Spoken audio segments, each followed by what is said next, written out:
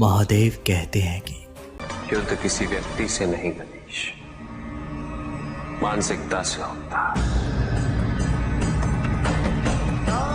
युद्ध में संघर्ष अच्छाई या बुराई का नहीं होता, सभी में अच्छाई है और बुराई भी है पुत्र।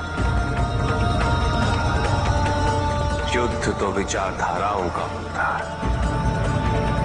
व्यक्ति अपने पराक्रम पर, अपनी क्षमता पर विश्वास कर युद्ध करता है, और जब उस विश्वास को क्षति पहुंचती तो सब कुछ निरर्थक प्रतीत होने लगता है। व्यक्ति अपने को खो दे समझती है, व्यक्ति अपने को समर्पित कर दे,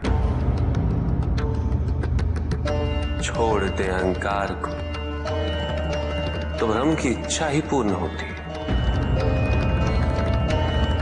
और अभी भी वही फलित हो रही है।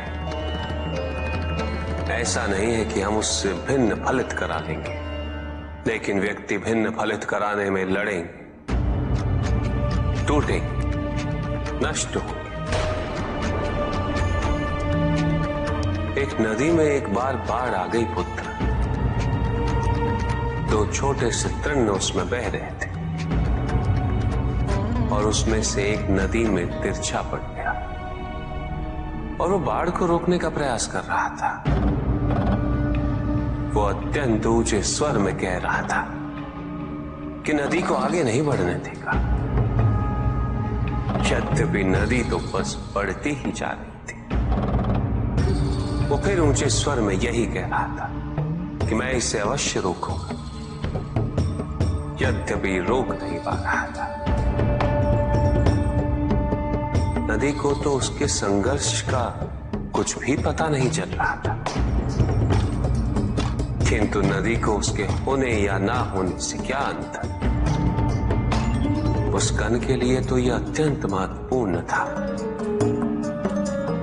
उसका जीवन तो संकट में था।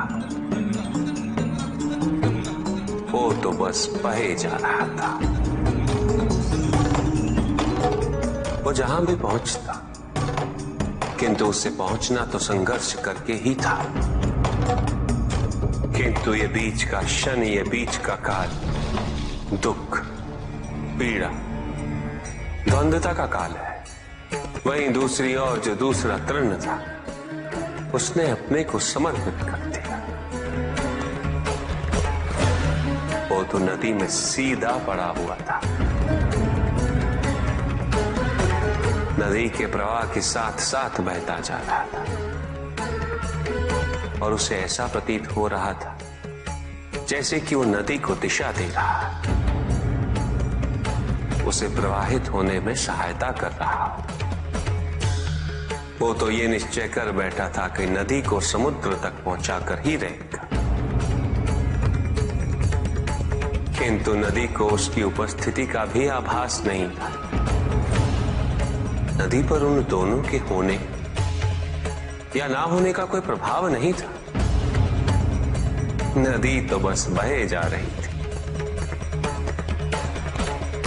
ब्रह्म की इच्छा को जाना नहीं जा सकता, किंतु ब्रह्म के साथ एक अवश्य हुआ जा सकता, और तब व्यक्ति की अपनी इच्छा तो खो ही जाती है, केवल उसकी इच्छा ही शेष रह जाती है।